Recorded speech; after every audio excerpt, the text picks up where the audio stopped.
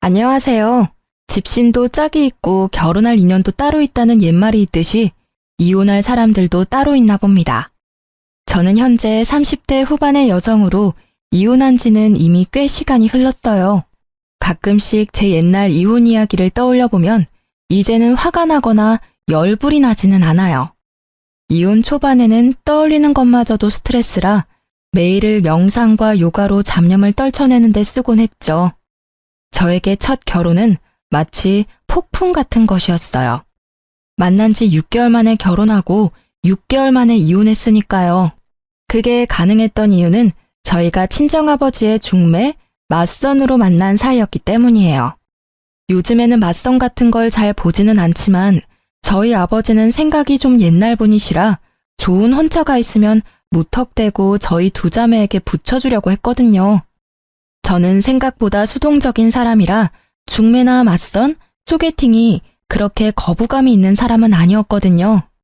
저와 남편이 처음 만날 날은 봄에서 여름으로 넘어가는 꽃피는 계절이었어요. 남편의 직업은 의사였고 저는 일반 회사원이었죠. 아버지는 병원에서 남편을 보고는 결혼하지 않은 걸 확인하고 딸과 맞선을 보라고 권했고 남편이 그에 응해 맞선 자리에 나오게 된 거죠. 어지간히도 딸을 의사와 결혼시키고 싶었던 모양이었어요. 저희는 생각보다 많은 이야기를 나누었고 무엇보다 남편의 적극적인 구애로 만난 지 6개월 만에 결혼을 하게 됐어요. 친구들은 1년을 만나봐야 된다고 말했지만 남편과 아버지는 빨리 결혼하라고 부추기는 바람에 빨리 결혼하게 된 거죠.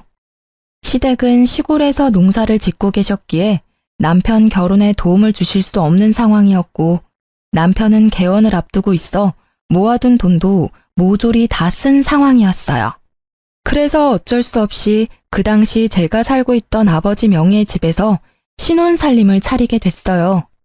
그때 아버지는 의사 사위를 갖게 해준 저에게 그 아파트 명의를 제게 이전해 주셨어요. 그런데 결혼 전 딱 한 가지 걱정되는 게 있었어요. 남편의 비싼 물건에 대한 애정이요. 사치와 낭비라고 하면 좀 너무할지도 모르지만 제 눈에는 그렇게 보이더라고요. 지금 당장 돈도 없는데 엄청 고가의 물건을 사들이지를 않나? 무조건 좋은 걸 사야 한다고 하지를 않나? 저는 솔직히 일반 회사원으로 일했기 때문에 생각보다 소비 규모가 작은 편이었는데 남편은 그렇지 않더라고요. 빚뿐인데도 돈을 펑펑 쓰는 남편이 불안했지만 그 당시에는 알아서 잘 조절할 거라는 생각을 했어요. 혹시라도 조절이 되지 않으면 내가 조절해주면 될 거라는 오만한 생각까지 했었죠. 저희 결혼에 문제가 생긴 건 결혼식 바로 전날이었어요. 그날 남편에게 오래 사귀었던 여자가 있었다는 걸 알게 됐죠. 솔직히 예전 여친이 없었을 거라는 생각은 안 해요. 제가 첫 여자라는 웃기지도 않는 착각을 하는 것도 아니고요. 정상적인 성인 남자가 30대 초반에 첫 연애를 한다는 건 아무리 봐도 이상한 일이잖아요. 당연히 남편에게도 사귀던 여자가 있을 거라는 생각은 했는데 이건 시기가 문제였어요. 제가 그 여친의 존재를 알게 된 건 남편이 찍어준 제 웨딩드레스 사진을 보던 도중이었어요. 제게 폰을 맡기고 화장실을 가는 남편을 보며 저는 신나게 제가 입었던 드레스를 보고 있었어요. 그런데 손가락을 잘못 누르는 바람에 사진 휴지통으로 들어가게 되고 그 휴지통 안에 웬 젊은 여자의 셀카 사진이 있는 걸 발견했어요. 보통 휴지통은 30일 전 사진까지 저장이 되고 이후 순차적으로 삭제가 되는데 이 사진이 휴지통 안에 있다는 건 요 한 달간 만나서 사진을 찍었다는 게 되잖아요. 게다가 그 사진첩 안에는 둘이서 팔짱을 낀 사진이나 배경으로 유명 여행지가 찍힌 사진이 많았어요. 아무리 봐도 최근이라는 생각이 들어 남편이 오자마자 그 사진을 들이밀며 말했어요. 이 여자 누구야? 설마 바람핀 건 아니지? 팔짱도 끼고 여행도 같이 간 것 보니까 보통 사이는 아닌 것 같아서 묻는 거야. 진짜 다른 여자 만난 거야? 나랑 사귀면서? 아니야. 그런 오해할까봐 내가 걱정하긴 했는데 이 여자는 예전에 사귀던 여자애야. 헤어진 지는 벌써 오래됐고. 나 당신이랑 사귀면서 이 여자랑 관계도 정리했어. 그런데 왜 사진이 최근 거냐고. 사귀지도 않는데 팔짱 끼고 놀러가고 그래? 헤어졌다면서 웃는 얼굴로 사진도 찍고? 아니야. 내가 결혼한다고 했더니 마지막으로 한 번만 함께 여행 가달라고 해서 같이 가준 거야. 그것도 친구로서 부탁하는 거라고 하는데 어떻게 그걸 못 간다고 할 수 있어? 게다가 얘랑 6개월 전에 헤어져서 그동안 한 번도 만나지 않다가 청첩장 주려고 연락한 거야. 혹시 안 나가면 나쁜 짓 할까봐 같이 여행 가준 거고. 정말 맹세코 나한테는 당신뿐이거든. 그런 오해받는 것도 정말로 마음의 상처라고. 그럼 사진은 왜 남겨둔 거야? 삭제하고 지워버리면 끝인데 왜 내가 이걸 보도록 만들었냐고. 정말로 신경을 안 써서 그랬어. 나도 어제 부랴부랴 사진 확인하고 버렸거든. 내가 진짜로 이 여자랑 사귀고 있었으면 그런 사진을 남겨둘 리 없잖아. 정말로 떳떳하지 못한 여행이었으면 사진을 내 폰으로 찍었을 리 있겠어? 그제야 저희의 짧았던 만남이 실감됐어요. 이래서 친구들이 길게 만나보라고 한 거였구나. 그런데 지금 당장 파혼하기도 어려운 일이었거든요. 일단 친정에서 특히 아버지의 의사 사위에 대한 자랑스러움이 워낙 컸거든요. 온 동네방네 돌아다니며 소문을 다 내셔서 지금 파혼을 결정하면 아버지 얼굴에 먹칠을 할 것 같았어요. 그리고 사진을 유심히 보니 사진 속 옷이 제가 남편을 만나기 전에 초봄인 것처럼 보였어요. 그래서 최대한 단순하고 편하게 생각하기로 했어요. 이제 곧 결혼할 남자를 의심하는 건 좀 아닌 것 같다고요. 사진을 간직했다면 모를까. 사진을 삭제까지 한 남자가 설마 바람을 피고 있을까 하는 생각으로요. 다만 남편에게는 단단히 일러두기로 했어요. 있지, 나는 다른 건 다 용서해도 바람은 절대로 용서 안 해. 남자의 바람은 나한테는 이혼 1순위거든. 나는 내 사람을 남과 나누고 싶은 마음도 없어. 그러니까 당신은 절대로 외도 생각하지 마. 만약 그렇다면 나는 무조건 이혼할 거야. 아버지가 뭐라고 하든. 그럼 당연하지. 나도 바람피는 사람은 싫어. 그런 더러운 짓을 하는 사람을 믿을 수가 없잖아. 평생의 반려를 배신하는 행동은 절대 안 할 거니까 꼭 믿어줘. 나한테는 정말로 당신뿐이거든. 전 여친한테도 벌써 말했어. 호호 할아버지가 돼도 나는 우리 와이프뿐이라고. 저는 그 말에 남편을 믿기로 했어요. 물론 마음의 의심은 좀 남아있었지만 남편은 무척 세심하게 저를 챙겨줬거든요. 바람을 필 수 있는 시간적 여유도 없어 보였고 저와 있는 시간을 무조건 만들어줬기에 의심을 없애버리고 안심할 수 있었어요. 그렇게 평화로운 결혼 생활이 될 거라고 생각했는데 그리 쉽게 넘어가지는 않더군요. 그날에는 남편이 집에 없었어요. 1박 2일로 남자 동기들과 낚시 여행을 가는 날이었거든요. 한 달에 한 번씩 또는 2달에 한 번씩 꼭 가는데 저도 처음에는 의심해서 따라간 적이 있었는데 정말로 친구들끼리만 모여 노는 자리였어요. 몇 번 따라가고 난 뒤부터는 괜히 의심하는 것 같아서 따라간 적 없었어요. 그날은 인쇄할 게 하나 있었는데 퇴근한 후에 연락을 받은 거라 집에서 인쇄를 하려고 했어요. 저는 집에서 컴퓨터나 노트북을 잘 쓰지는 않거든요. 핸드폰도 있고 웬만한 건 회사에서 처리가 가능하니까요. 그래서 신혼집에 있는 컴퓨터는 남편이 가끔 일을 하거나 자료를 찾거나 게임을 할 때 사용하곤 해요. 컴퓨터가 잠겨져 있지 않아서 정말 아무 생각 없이 남편 컴퓨터를 열고 자료를 다운받았어요. 그런데 다운받은 자료가 없더라고요. 어딜 갔는지 모르고 이래저래 뒤지다가 메모장으로 된 파일을 모두 열어보게 됐죠. 그러다가 발견한 거예요. 남편의 카톡 대화 내용이 저장된 문서. 얼마 전 남편은 새로운 폰으로 바꿨는데 그때 이걸 백업하느라 컴퓨터에 저장해둔 대화 내용인 듯 보였어요. 상대방 이름은 동기 춘식이로 되어 있었는데 생각 없이 내용을 훑다가 저는 눈알이 돌아가는 줄 알았어요. 그 대화의 주인공은 춘식이가 아니었어요. 당연히 남자일 거라고 생각했던 대화의 주인공은 여성이었죠. 그걸 대화만으로 어떻게 알았냐고요? 당연히 알 수밖에요. 남편이 동성애자가 아닌 이상 남자를 자기야라고 부를 리가 없을 것이며 무엇보다도 구두나 백, 화장품을 요구하는 대화가 가득했으니까요. 그것뿐이라면 차라리 다행이죠. 그 대화 내용 중간중간에는 사진이라고만 적혀 있는 곳이 있었는데 실제 사진은 없었어요. 그런데 그 사진 아래 위로 적힌 글들이 너무 적나라했어요. 두 사람이 어디까지 가까운 사이인지를 말해주는 문장으로 가득했거든요. 요즘 폼이 좋네? 몸매 관리 중이야? 이런 품평 같은 대화는 물론 방금 보고 왔는데 또 보고 싶어 같은 대화. 심지어는 지금 와이프는 여자로서 매력이 1도 없어서 그냥 그 여자 재산 때문에 잠시 살아주는 것뿐이야. 지금은 내가 쓰는 돈 다 대주니까 참고 사는 거지. 얼굴도 볼 것 없고 주부로도 빵점인 여자야. 그나마 돈이 많은 게 장점이지. 이 정도로 빡치는 내용도 있었어요. 둘의 마지막 대화는 말이죠. 자리가 잡히고 개원할 때 진빚 다 갚고 나면 와이프랑 헤어지고 당신이랑 살 거야. 그때 되면 빚도 없을 거고 돈 잘 버는 의사 되어 있을 테니까 조금만 참고 기다려줘. 이게 그 대화의 마지막이었네요. 저는 그 대화 내용을 보는데 눈앞이 깜깜해지는 게 곧 졸도할 것 같더라고요. 손을 벌벌 떨면서도 정신을 애써 부여잡으며 그 메모장을 복사해서 제 폰으로 보냈어요. 혹시 몰라서 제 모든 흔적을 다 삭제하고 모른 척 했어요. 물론 이 대화 내용도 증거가 되겠지만 확실한 증거를 잡으려고 생각했거든요. 남편이 중간에 그걸 알아차리고 선수 칠 수도 있잖아요.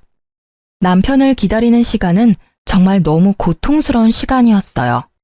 화가 났다가 울기도 하고 내가 뭘 잘못했나 싶은 생각까지 들었죠. 그리고 남편이 도착했을 때 남편의 손에는 제가 좋아하는 꽃과 간식이 들려 있었어요. 그걸 보고 저는 화가 더 났어요. 제 비위를 맞춰 돈이나 뜯어내려는 이 남자를 지금 당장 내쳐버리고 싶었어요.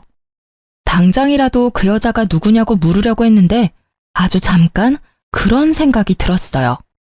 내가 이혼해주면 나랑 헤어지고 그 여자랑 잘 살겠지? 하는 생각이요. 이번에 내게 진실을 말하고 용서를 구한다면, 그 여자와 모든 관계만 끊어준다면 나중에 후회할지라도 지금 딱 한 번만 눈 감아주기로 생각했죠.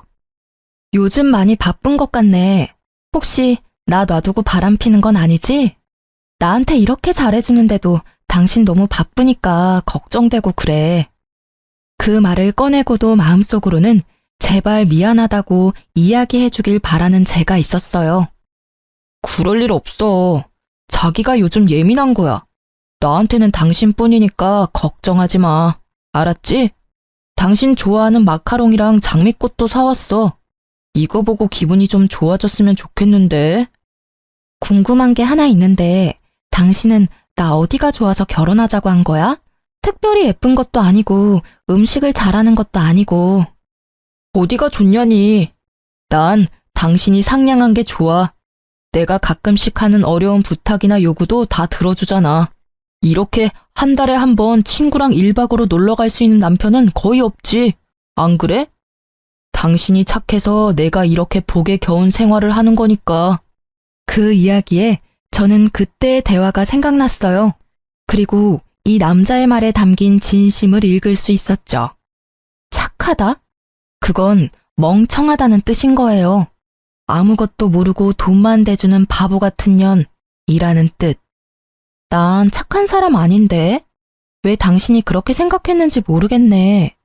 아, 내가 자기 신용카드 금액 모자랄 때마다 보태줘서 그렇구나? 그것만 있는 건 아니지만 그런 것도 도움은 되지. 다른 게 더 많아. 구체적으로 생각나는 게 없었겠죠. 저를 그저 물주로만 생각했으니 다른 게 생각날 리가 있나요? 그래? 그렇다면 다행이고. 내가 주는 애정은 나중에 다 돌려받을 테니까. 응? 그게 무슨 소리야? 내가 자기한테 빌려준 돈들 어차피 자기가 돈 많이 벌면 나한테 갚아줄 거잖아. 안 그래? 솔직히 우리 집은 아버지가 돈이 좀 있어서 그렇지. 나 자체는 가진 게 크게 없잖아. 그러니까 나도 의사 남편 덕 좀 보겠다는 거지. 아, 그건 걱정 마. 그때가 되면 다 알아서 해줄게. 당신한테 지금 신세 지고 있는 것도 그때쯤에는 다 갚아줄 거야. 고생시키지 않고 호강시켜 줄게. 아버지도 의사 사위 좋아하셔. 나중에 아버지가 가진 재산도 동생이랑 나랑 반반 나누는 거 알지? 얼마 전에 회갑 앞두시고 재산 정리하시는데 생각보다 많으시더라고. 아버지가 자기 죽고 나면 이 돈 정확하게 반반 나눠서 준다고 나한테 의사 남편 잘 보필하라 하시더라고. 이 말은 당연 거짓말이었어요. 그런데 눈앞의 남자는 침을 꼴깍 삼키더라고요. 어지간히도 제가 던진 미끼가 먹음직스러웠나 보더라고요. 장인어르신도 참, 우리는 그런 거 없이도 잘 지낼 건데, 그렇지? 그렇지. 우리 잘 지내보자. 그리고 결혼식 전에 내가 한 이야기 기억하지? 난 바람 피는 사람이 이혼 사유 1위야. 바람만 피지 않으면 내 마음의 변화는 없을 거야. 저는 남편의 얼굴을 봤어요. 전혀 찔리는 구석도 없이 태연한 그 얼굴. 거짓말과 거짓 행동이 몸에 밴 그런 만들어진 미소였죠. 잘 알지. 나도 앞으로도 계속 노력할게. 우리 좋은 부부 사이가 되자. 알았지? 좋은 부부 사이는 무슨 돈에 눈이 먼 욕심쟁이 주제에. 남편의 말에 진짜 뜻이 보이기 시작하니 하나부터 10까지 제게 거짓말을 한 것들이 떠오르더라고요. 저는 이놈을 용서할 수 없었어요. 그래요, 이놈. 사람이 아닌 놈이죠. 이혼을 결심한 저는 남편의 뒤를 캐어 증거를 더 모으기로 했어요. 이때 저는 결혼과 함께 퇴사를 한 직후였기에 전업주부로 집안일만 하는 중이었으니 시간은 남아 돌았죠. 제 폰에 옮긴 메모장을 정독하며 두 사람의 패턴을 정리했어요. 어디에서 자주 만나는지, 무엇을 자주 하는지, 그리고 두 사람의 대화에서 특정 장소가 자주 언급되는 걸 발견하고 저는 그곳으로 가서 상간녀의 모습을 확인하기로 했어요. 하루, 이틀, 사흘, 그렇게 일주일이 지나고 남편이 내게 친구와 회식이 있어 늦는다는 문자를 보내왔어요. 그리고 저는 얼마 뒤 제 눈앞에 보이는 남편의 모습을 보며 오늘 상간녀를 볼 수 있을 거라고 확신했죠. 그리고 역시 상간녀가 모습을 드러냈어요. 그 여자의 얼굴을 보고 저는 더 놀라고 화가 났어요. 남편과 오랫동안 만났다가 헤어졌다는 결혼식 직전에 제게 들킨 전 여친이었거든요. 소리라도 지르며 당장 뛰어가고 싶은 것을 꾹 참았어요. 참을수록 복수는 속이 시원하겠죠. 지금 당장은 바람난 남편 뒤늦게는 못난 여자처럼 보일 테니까요. 죽어도 그렇게 보여주기 싫었어요. 잘못은 남편 놈과 저 상간녀가 했는데 말이죠. 저는 그 뒤로도 그 여자의 뒤를 캐기 시작했어요. 그렇게 여자를 쫓아다닌 지 3일 만에 그 상간녀가 만나는 사람들을 보다가 아주 좋은 복수 방법이 생각났어요. 저는 그 자리에서 제 여동생에게 전화를 걸었어요. 그리고 이렇게 말했죠. 상견례 날 10분 정도 늦게 갈 거라고 말이죠. 사실 여동생은 그 다음 주에 상견례를 앞두고 있었어요. 여동생이 시집가는 그 집안도 교육자 집안으로 아버지가 좋아할 만한 교양 있는 분들이셨죠. 자기야, 내가 오늘 중요한 날이니까 시간 비워두라고 했지? 오늘 일정 있던 건 아니었어? 오늘은 일정 없어. 근데 오늘 무슨 날이야? 그건 도착할 때까지 비밀인데. 일단 정장도 입고 좀 꾸미고 와. 알았어. 어디 좋은 데 갈 거야? 싱글벙글 웃는 남편은 좋은 곳에 간다고 생각한 것 같더라고요. 격식 있는 옷을 입어야 입장이 가능한 곳이라고 생각했나 봐요. 저는 차에 타고는 일부러 내비에 주소를 입력하지 않고 직접 어디로 가야 하는지 방향을 알려줬어요. 남편은 귀찮아했지만 별말 안 하고 잘 따라왔어요. 남편은 이상하게 생각한 듯 했지만 그래도 무사히 상견례 장소에 도착할 수 있었죠.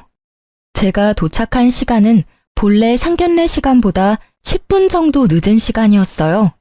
가게 룸에 모든 가족이 들어가 있는 걸 확인하고 안으로 들어갔어요. 남편에게는 들어가기 직전에 말해줬죠. 오늘 내 동생 상견례 있어서 온 거야. 뭐? 처제 상견례? 당신이 그걸 왜 비밀로 한 거야?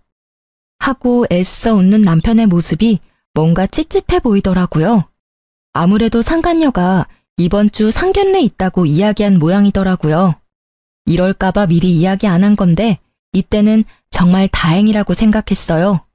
주인공이 다 모이지 않으면 안 되잖아요. 저와 남편이 들어가자 사돈 될 사람들 가족이 앉아 있더라고요. 그리고 그 자리에 상간녀도 앉아 있었죠. 제 여동생의 예비 신우였던 상간녀가 이내 제 남편을 발견하고는 얼굴에 핏기가 사라졌더라고요. 저는 제 옆에 선 남편을 보았어요. 남편 역시 무척 경직된 얼굴로 표정을 숨기지 못하더라고요.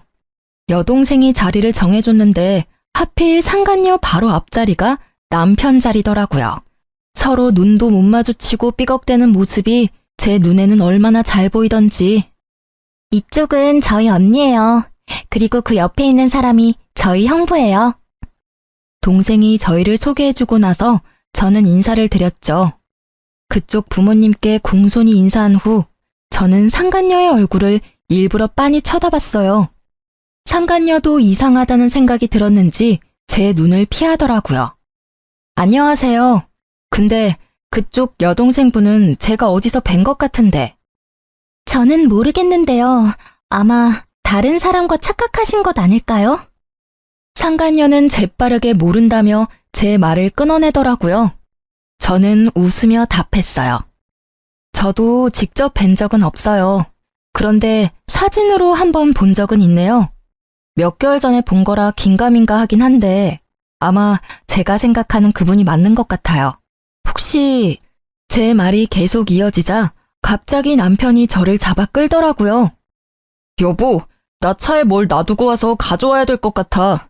잠시만 밖에 같이 나가줘. 혼자서 들고 오기 힘들어서. 지금 나가는 건 너무 예의 없는 행동이지. 적어도 식사 다 하고 나가는 길에 가져오면 또 몰라도. 그리고 차에 아무것도 없던데 뭘 가져와? 당신 오늘따라 이상하게 왜 이렇게 안절부절 못해? 아니야. 누가 안절부절 못한다고 그래. 진짜로 일이 있어서 그래. 그래? 그럼 잠시만 있어봐. 저는 저를 끌어당기는 남편을 잠시 멈추고 일어서서 여동생의 사돈어른을 향해 공손히 말씀드렸어요. 사돈어르신, 초면에 이런 말씀 드리는 것도 죄송하긴 한데 그래도 축하는 드려야 할 것 같아서요. 조만간 의사사위 생길 수도 있으시겠네요. 제 말에 사돈댁 두 분이 의아한 표정으로 저를 보더라고요. 남편과 상간녀 얼굴은 아주 망가졌고요. 그게 무슨 소리예요? 사돈 처녀, 우리 딸은 아직 사귀는 사람도 없고 결혼 이야기도 없는데. 아, 모르셨군요. 두 분의 따님께서 현재 제 남편과 사귀고 있거든요. 저와 만나기 전부터 저와 결혼한 지금까지 매주 매달 지속적으로 만나고 있어요. 게다가 이 남자는 저와 헤어지고 그쪽 따님과 결혼하고 싶다네요. 의자가 뒤로 넘어지는 소리가 들리고 저희 아버지의 고함 소리가 들렸어요. 대체 그게 무슨 소리야? 최서방이 뭐를 어째? 양가 부모님이 모두 놀랐지만 저희 친정아버지는 곧 숨이 넘어갈 만큼 놀라고 말았죠. 그리고 그런 아버지의 모습을 보더니 남편이 재빠르게 무릎 꿇고선 제게 애절하게 말하더라고요. 당신이 무조건 오해하고 있는 거야. 어디서 뭘 듣고 왔는지 모르겠지만 이런 좋은 자리에서 꺼낼 이야기는 아닌 것 같아. 응? 제발 부탁인데 우리 나가서 이야기하자. 조용한 데서 오해 좀 풀자고. 이런 자리는 진짜 그런 말 하기 어울리지도 않고 진짜 이 사람과는 당신이 생각하는 그런 거 아니라고. 그래?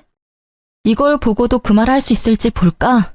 나 생각보다 많이 알고 있거든. 내가 오해한 건지 자기가 잘못 알고 있는 건지 이걸 보면 정확해지겠지. 저는 가방에 넣어왔던 인쇄물을 탁자에 올렸어요. 글자 크기를 크게 해서 인쇄했더니 아주 잘 보이더라고요. 뭐 그러라고 크게 뽑았지만 남편과 상간녀의 톡 대화 내용이었어요. 불륜을 정확히 특정하는 문장만 뽑아서 인쇄했죠. 종이 내용을 보는 양가의 부모님들은 크게 놀라는 모습이었어요. 당연하죠. 서로의 관계를 뚜렷이 보여주는 그 대화 내용에 두 사람의 관계를 짐작하기 쉬웠으니까요. 그리고 상간녀는 그 인쇄물들을 부랴부랴 숨기려고 열심히 주었지만 제가 한 장만 뽑아온 게 아니었거든요. 허공에 수십 장을 뿌려주니 그걸 회수하려는 생각은 못 하더라고요. 다만 얼굴이 일그러진 채 저를 노려보고 있었을 뿐이죠. 그리고 또 한 명, 일그러진 얼굴의 사돈 어르신이 손에 든 종이가 부들부들 떨리도록 떨고 있었어요. 아니, 여보게, 분명히 뭔가 착오가 있을 거야. 이름도 춘식이로 되어 있고, 그니까 이건 내 딸이 아닐 거야. 착한 내 딸이 불륜을 저질렀을 리가 없어. 사돈 어르신이 당황한 말투로 저에게 뭔가 잘못됐다며 말했어요. 필사적으로 딸을 변호하려 애쓰시더라고요. 그건 당연한 일이죠. 아버지가 딸을 변호하는 건. 그래서 좀 더 정확하게 알 수 있도록 말해드렸어요. 그게 궁금하신가요? 불륜을 하면서 당당하게 여자 이름을 저장하는 사람이 있을 리가 없죠. 이름은 가명일 겁니다. 그렇지만 의문을 가지는 건 당연하세요. 그러니까 아가씨, 폰 좀 빌려주실래요? 당신 전화기로 우리 남편한테 전화하면 분명 대학 동기 춘식이라고 뜰 텐데. 제가 번호를 알려드릴게요. 010. 제가 남편의 전화번호를 읊는 도중에도 상간녀는 절대로 자기 폰을 들지 않았어요. 오히려 다른 사람이 더 흥분해서 말했죠. 뭐하고 있어? 빨리 전화해봐. 너 설마 진짜로 불륜을 저지른 거야? 유부남이랑 사귄 거냐고. 번듯하고 멀쩡한 오빠 밑에 이런 여우 같은 여동생이 있다니. 애가 달아서 난리가 났더라고요. 그리고 그런 상간녀의 모습에 불륜을 확신하신 아버지는 털썩 주저앉고 말았어요. 이게 다 뭔 일이냐. 설마 최서방이 이런 짓을 저지를 줄이야. 내가 바라던 사위가 내 딸한테. 아버지, 의사 남편 두신 거 자랑스러워 하셨잖아요. 그런데 전 이제 이런 남편 필요 없어요. 머리만 좋으면 뭐해요? 그 좋은 머리를 몰래 바람 피는 데나 활용하는데. 여보, 미안해. 다 내가 잘못했어. 그치만 이혼만은 안 돼. 그러니까 제발 부탁이야. 내가 뭐든 할 테니까 제발 이혼한다고는 말하지 마. 내가 다 설명할게. 하나부터 열까지 당신이 충분히 이해할 수 있도록 내가 설명할 테니까 제발 밖에 나가서 이야기해. 남편은 그 자리에 무릎을 꿇으며 제게 매달리더라고요. 미안한데 나는 당신 ATM기가 아니거든? 그러니까 오늘부로 내 집에서 당장 나가. 사실 그 톡 대화 내용 나 다 봤어. 당신이 폰 바꾸기 전에 백업해둔 예전 내용까지 싹 다. 이런 대화를 보고 제정신으로 당신이랑 계속 만날 수 있겠어? 돈 때문에 결혼했다는데 내가 왜 당신이랑 같이 있어야 하는데? 어차피 나랑 이혼할 생각이었다면서. 생각한 것보다 더 일찍 헤어져 준다니까? 그 후에 둘이서 콩을 볶든 깨를 볶든 행복하게 잘 살면 되잖아. 왜 결혼 도중에 사람을 바보 만드냐고. 6개월 만에 결혼하자고 졸라서 할 만큼 우리 집 돈이 탐났어? 그런데 어쩌지? 나는 이제 더 이상 그 돈 못 주는데. 다른 데서 알아봐 이제. 아니야, 진짜 오해야. 그 뒤로 우리 진짜 만난 적 없고 나는 당신뿐이라고. 당신 없으면 나는 안 돼. 나 진짜로 당신 돈 때문에 만난 거 아니야. 그냥 그건 헛소리가 나온 거고. 그래, 술 취해서 그랬나 봐. 나는 기억도 안 난다고. 나 진짜 이혼 못해. 왜? 얼굴도 못생겼고 주부로도 못 쓰는 여자가 뭐가 중요해서. 아, 여전히 돈 때문이니? 그렇다면 이제는 저 여자한테 달라고 하면 되잖아. 왜 나한테 달라고 그래? 그리고 분명히 말하는데 내가 내 돈은 다 돌려받을 거야. 위자료는 물론 상간녀 소송도 걸 거야. 위자료 싹 다 받아먹을 거고 내가 당신한테 사준 것들은 고스란히 놔두고 가야 될 거야. 가져가고 싶으면 돈 내고 가져가던가. 저는 매달리는 남편을 뿌리치고 상간녀를 보고 말했어요. 그리고 잘 들으셨죠? 당신한테도 소송 걸 테니까 그렇게 알고 있어요. 이렇게 좋은 자리에서 소송 이야기해서 좀 그렇지만 결혼은 집안끼리의 결속이잖아요.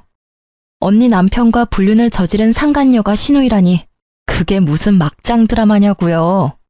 동생에게는 정말 미안해서 얼굴을 못 들겠네요. 잘못은 저 두년놈이 저질렀는데 왜 저와 제 동생, 가족들이 고통받아야 하는지 모르겠어요. 동생에게 처음 이 이야기를 했을 때 동생은 과하게 충격받았어요. 그렇지만 신우이로 그 상간녀를 대해야 한다는 걸 알고는 이 결혼에 대해 다시 생각해 보기로 했어요. 애초에 그 남자도 아버지의 중매로 알게 된 사람이었거든요. 저도 오빠 결혼은 다시 생각해 볼게요. 교육자 집안이라고 해서 다들 훌륭한 분들이라고 생각했는데 상간녀를 신우이로 모셔야 하는 상황이라면 누구라도 싫지 않을까요? 그것도 언니의 가족을 깬 장본인인데. 동생이 결혼을 하지 않겠다고 말하자마자 친정아버지가 버럭 소리쳤어요. 야, 이 괘씸한 놈아! 내 돈 내놔! 개원할 때 나한테 빌린 돈 당장 개원해! 이 사기꾼 놈아! 감히 내 딸을 두고 바람을 폈어? 게다가 내가 맞선을 이야기할 때도 둘이 사귀고 있었다고? 내가 내 손으로 딸 인생을 망쳐버렸어. 그 책임 어떻게 질 거냐? 어떻게 질 거냐고! 아버님, 제발 진정하세요. 제가 다 잘못했습니다. 그러니 한 번만 봐주세요. 앞으로는 속지 않은 마음으로 와이프에게 충성을 다해서. 말이나 못하면 밉지는 않지. 너 같으면 진정하게 생겼냐? 넌 내 딸만 속인 게 아니라 우리까지 속인 거야. 그래놓고 뭐? 충성? 아주 거짓말이 입에 붙은 놈이구만. 사기꾼 주제에 우리 딸을 돈 뽑는 기계로 생각했다고? 그 돈으로 저 여자랑 놀러나 다닌 거야? 너 같은 놈한테는 단돈 1원도 아까워.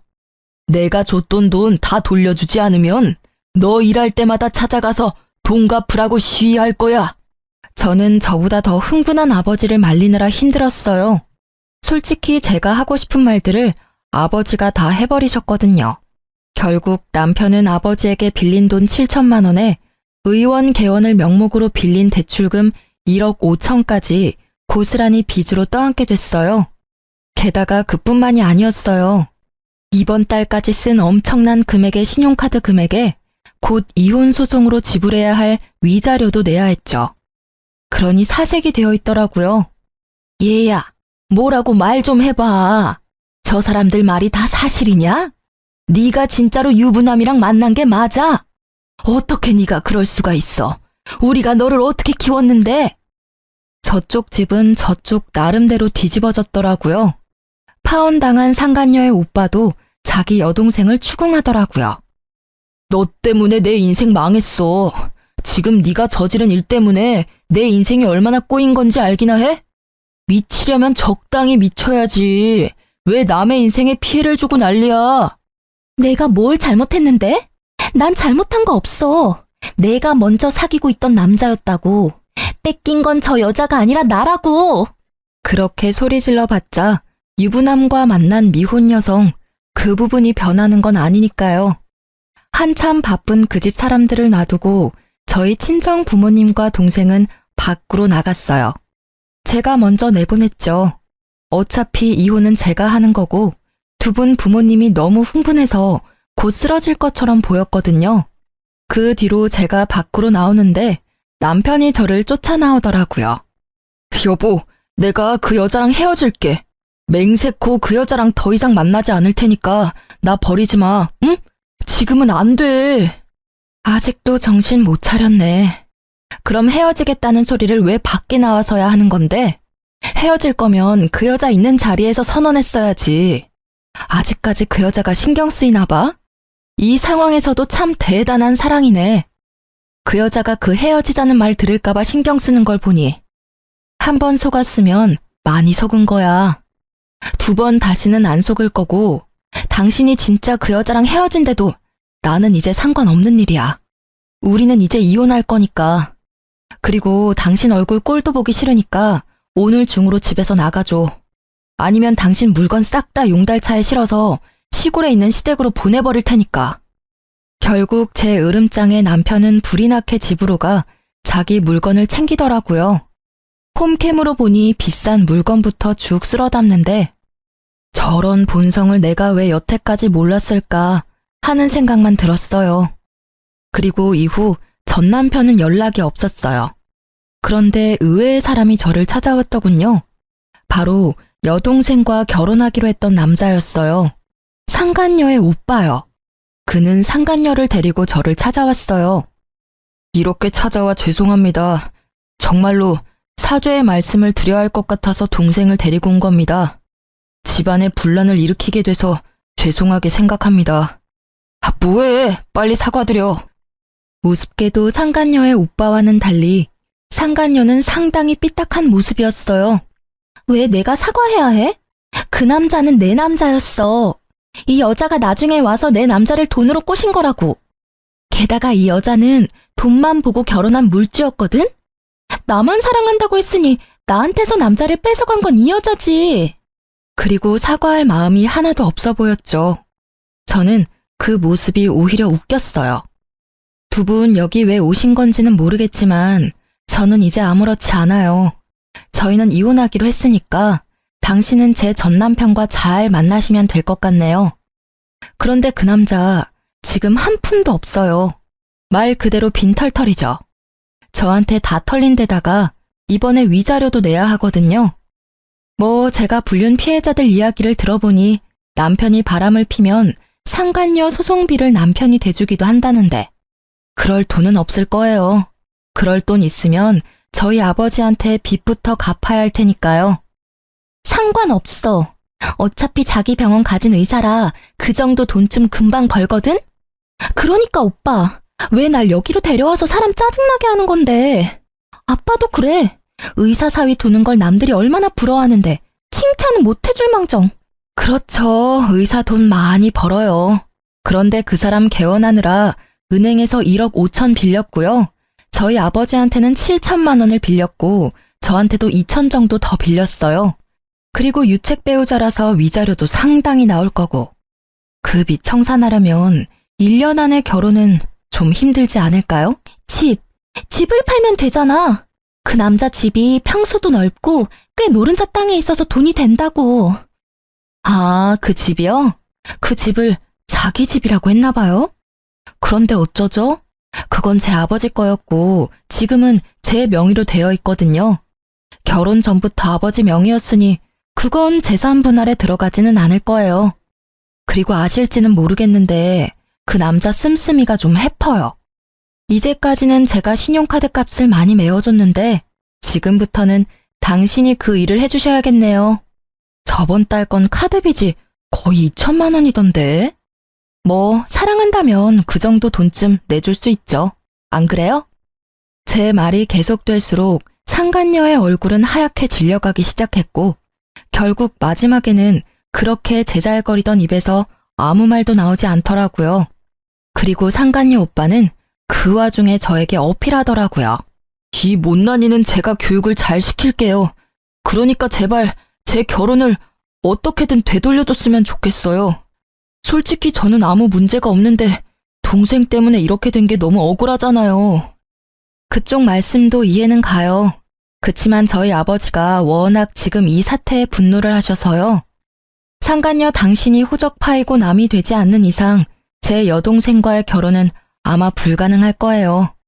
남이 되더라도 이미 서로 간에 안 좋은 이미지만 쌓여서 그쪽 부모님들도 저희와 다시 연을 맺고 싶지 않으실 거예요. 저는 상간녀의 오빠에게 그렇게 말해줄 수밖에 없었어요. 이 남자가 제 여동생을 더 많이 좋아한 듯 보였어요. 그치만 어쩌겠어요? 가족을 잘 만나는 것도 복인데. 저는 헬쓱한 얼굴의 상간녀에게 아주 친절하게 말해줬어요. 상간녀님, 참 좋으시겠어요? 그렇게 사랑에 맞지 않는 남자와 다시 결혼할 수 있는 기회가 생겼잖아요. 그치만 그 사람에게 빚이 많으니까 그 빚 다 갚을 때까지 힘들게 살다가 결혼하시면 될 것 같네요. 근데 또 모르죠? 저처럼 돈 뽑아주는 기계 노릇만 하다가 돈 다 갚고 버려질지. 그건 그때 가봐야 아는 거니까 지금을 즐기세요. 이제 그 남자 솔로거든요. 뭘 해도 법에 걸리지 않잖아요. 그쵸? 제 말에 상간녀는 기분이 상한 듯 자리를 박차고 나가고 상간녀의 오빠도 부랴부랴 동생을 따라 나가더군요. 그 이후로 두 사람에게서 연락은 없었지만 나중에 들은 소문으로는 상간녀는 집에서 의절당하고 다른 지방으로 이사 갔다고 하더라고요. 그리고 1년쯤 지났을까? 백화점에 갔다가 우연히 전 남편과 마주친 적이 있어요. 여전히 비싼 브랜드만 골라서 구경하고 있더라고요. 제 버릇 남 못 준다는 말 틀린 거 하나 없어요. 아직 저와 아버지 빚을 다 갚지도 못한 주제에 고가의 물건을 사는 버릇은 고치지 못했더라고요. 일부러 다가가 아는 체 했어요. 이런 곳에서 다 보네? 잘 지냈어? 그랬더니 제가 들고 있는 봉투부터 보더라고요. 결혼 시절 전 남편이 갖고 싶다며 노래를 부르던 그 고가의 시계였거든요. 어머, 이런 데서 만나네? 잘 지내? 아, 이거 역시 알아보네. 1년 전이었으면 당신 것이 됐을지도 모를 시계야. 지금 재혼한 남편 생일 선물이거든. 뭐? 1년 만에 벌써 재혼? 너 설마 나 만나고 있던 동안 바람 폈어? 맞바람이면 나만 이런 고생하는 건 좀 아니지 않아? 미안하지만 맞바람은 아니야. 당신이 오해하는 것도 이해해. 솔직히 나는 당신한테 너무 당해서 다신 결혼 못할 줄 알았거든. 근데 내 짝은 다른 데 있었더라고. 그런데 상간녀랑은 잘 지내? 그쪽은 이미 헤어진 지 오래야. 상간녀 소송비 못 내준다고 하니까 헤어지자더라. 너 그 여자한테 뭐라고 말했어? 뭐 사실을 말했을 뿐이지. 당신이 이룬 것 중에 뭐 하나 당신 힘으로 이룬 게 없다는 거 말이야. 빚이 그렇게 많다는 게 헤어진 이유 중에 하나라면 이해는 해. 일반인들이 감당하기엔 확실히 큰 금액이잖아. 이렇게 이혼하고 보니 정말 다행이라는 생각이 들더라. 그리고 네가 이렇게 힘들게 사는 걸 보니 너무 기쁘고. 이혼한 뒤로 사람 많이 변했네. 그런 이야기도 할 줄 알고. 다른 사람의 불행을 자기 행복처럼 여겨도 되는 거야? 그리고 외도라고 해봐야 딱 한 번이었잖아. 외도 한 번에 이혼당했다고 하면 어디 가서 웃음거리밖에 안 된다고. 그만큼 당신이 날 믿지 못하고 사랑하지 못한 거지. 웃기시네. 외도는 한 번뿐이었지만 그동안 나한테 해온 거짓말은 하나가 아니었으니까. 얼마나 많은 거짓말을 하면서 얼마나 많은 시간을 속였을까 생각하면 지금도 겨우 가라앉힌 화가 끓어오를 것 같거든? 결국 제 말에 아무 말도 못하고 전 남편이 먼저 자리를 뜨더라고요. 하긴 지가 할 말이 뭐가 있겠어요. 할 수 있는 말이 없을 텐데. 게다가 그렇게 사치 때문에 피를 봤으면서 여전히 비싼 브랜드만 둘러보러 다니는 전 남편을 보니 이혼한 게 잘된 일이었다는 생각이 더 들었어요. 솔직히 이혼 후에 제가 언제나 즐겁고 개운한 마음이었던 건 아니에요.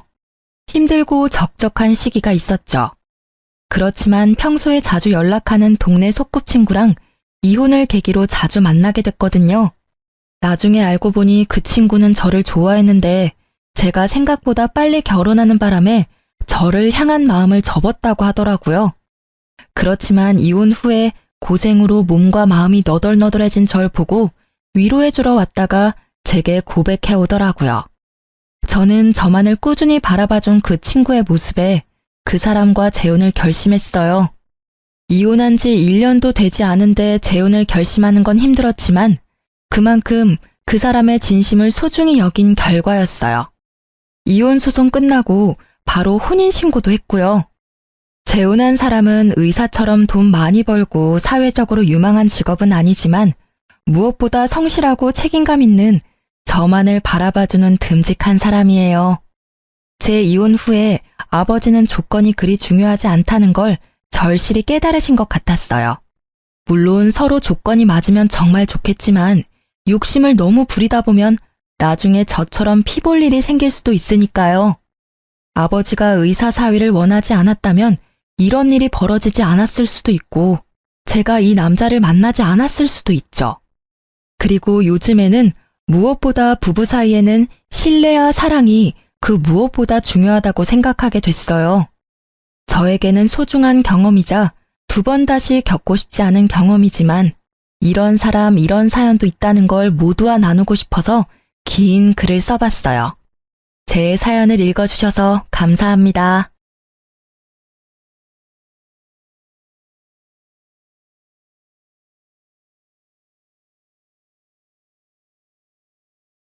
안녕하세요. 저는 수도권에 살고 있는 40대 초반의 여자랍니다. 저는 현재 다시 싱글 라이프를 즐기며 인생을 활기차게 살려고 노력하고 있어요. 예전엔 하지 않았던 운동도 시작했는데 익숙하지 않아서인지 너무 하기 싫은 날이 참 많았는데요. 우연히 이곳을 알게 되어 매일 운동하면서 사연 하나씩 들으니까 딱인 거 있죠?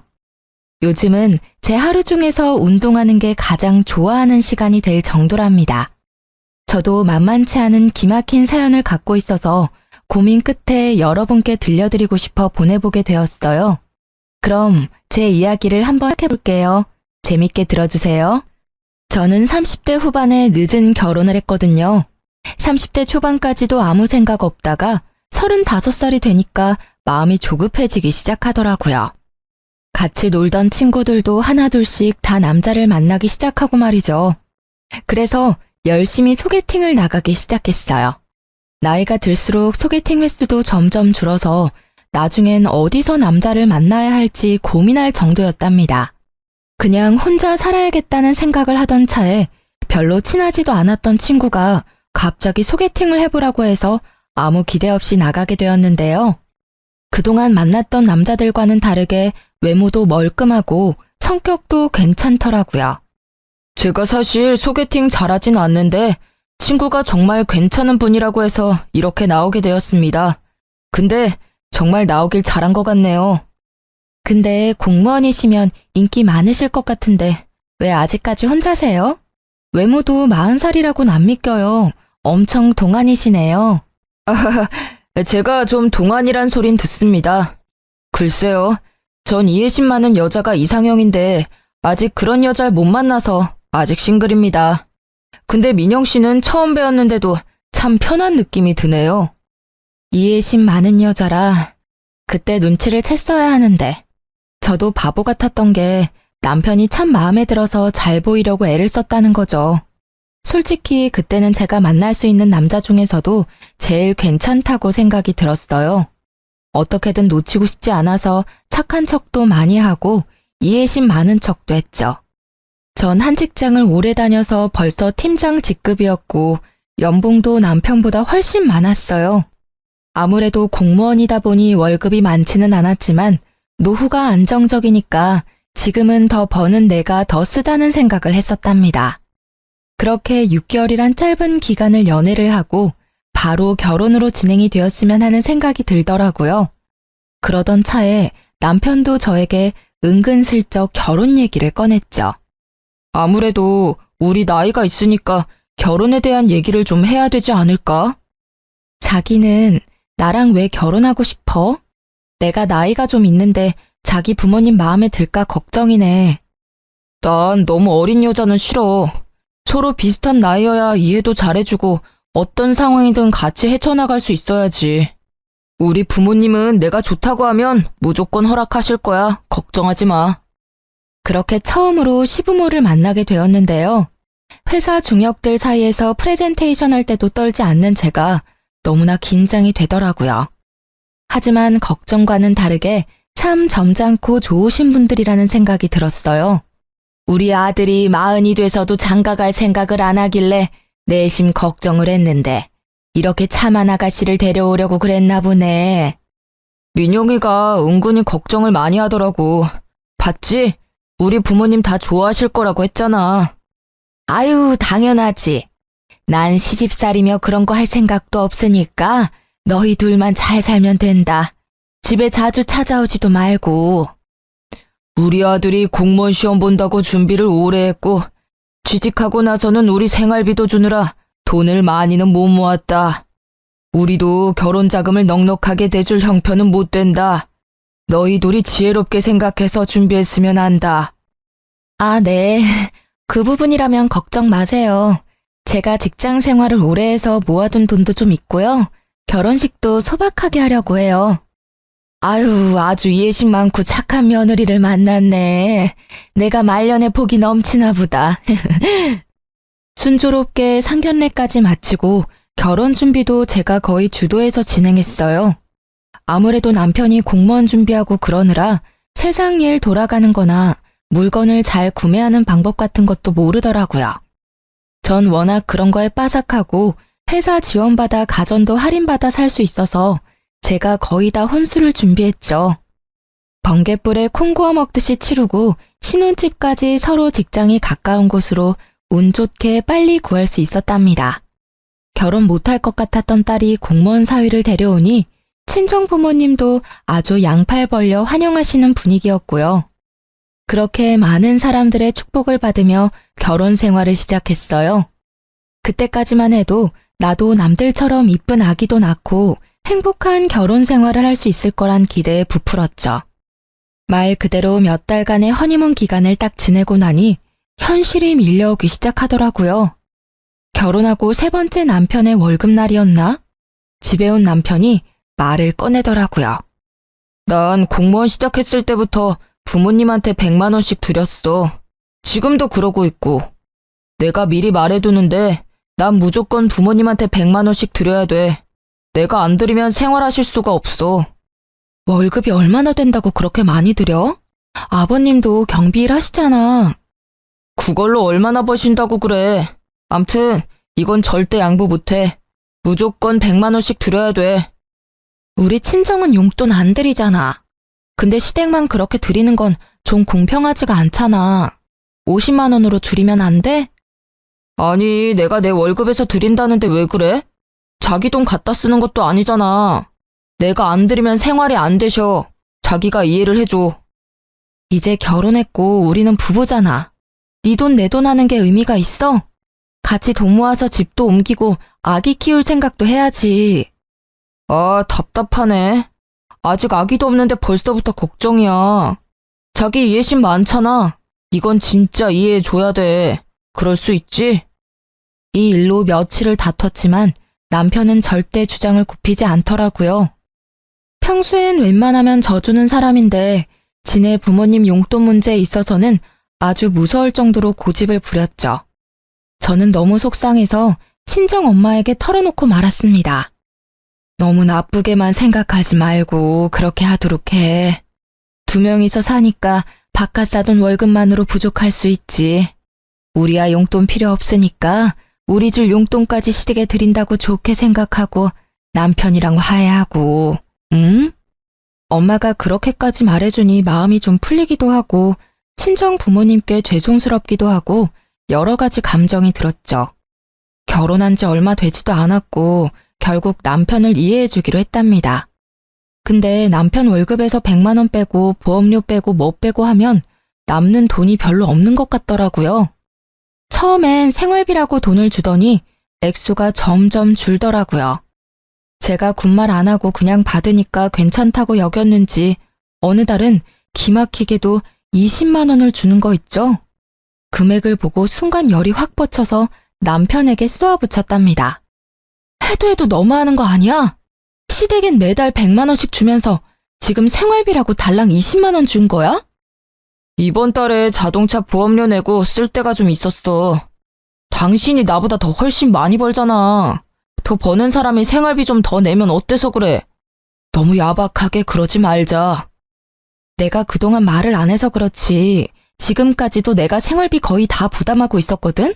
자기가 시켜먹는 배달비가 한 달에 얼만지 알아? 20만 원으론 배달비도 안 나와.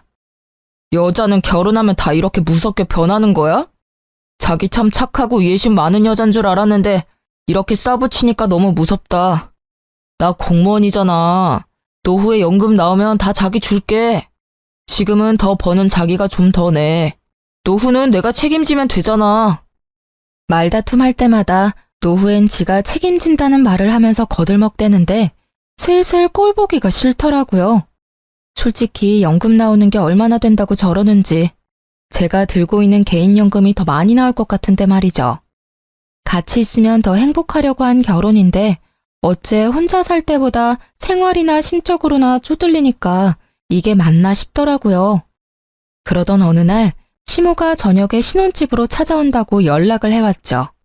그래서 부랴부랴 퇴근을 해서 아파트 앞에 가보니까 시모가 벌써 와서 팔짱 딱 끼고 현관문 앞에 서 있더라고요. 어머니 오신다고 며칠 전에 연락 좀 해주시죠. 일부러 그랬다. 그래야 평소에 어떻게 해놓고 사는지 좀 보지. 그 말을 들으니까 좀 벙찌더라고요. 그래서 대답도 못하고 일단 집으로 같이 들어갔어요. 아무리 맞벌이라고 해도 네가 안주인인데 집을 좀 깨끗하게 해놔야지. 청소기는 언제 돌렸니? 이 바닥에 머리카락 쌓인 것 좀 봐. 손에 한 움큼 잡힌다. 아, 죄송해요. 평일엔 너무 바빠서 못하고요. 주말에 몰아서 다 하고 그래요. 아유, 요즘 애들은 아주 편하게 산다니까. 근데 보통 지금 들어오니? 그럼 저녁은 언제 차려서 먹어? 아, 오늘은 좀 일찍 끝내고 온 거고요. 평소엔 정수 씨 혼자 차려 먹거나 배달 시켜 먹고 그래요. 뭐? 남편 밥도 안 챙겨줘? 너 그러려고 결혼했니? 우리 아들은 내가 아침도 삼첩반상으로만 차려줬는데 오늘은 너네 냉장고 검사 좀 하러 왔다. 기본적인 요리 실력이 있는지 말이다. 그런데 배달 시켜 먹는다고 하니 안 봐도 뻔할 뻔짜구나. 어머니, 제가 더 일찍 나가고 더 늦게 끝나는데 어떻게 밥을 해줘요? 더 여유로운 사람이 하는 거죠. 정수 씨는 정시퇴근이지만 전 정시퇴근 절대 못해요. 일이 많이 바쁘다고요. 시모는 혀를 끌끌 차며 어느새 냉장고를 들여다보고 있더라고요. 이게 뭐야? 텅텅 비어있을 줄 알았는데 뭐가 이렇게 많아? 어머, 이건 전복 아니야? 과일도 비싼 걸로만 사 먹네. 넌 요리도 안 한다는 애가 냉장고엔 뭐가 이렇게 꽉 찼어? 아, 친정어머니가 가끔씩 오셔서 채워주고 가세요. 제가 먹을 시간 없다고 그래도 그러시네요. 아유, 아까워라.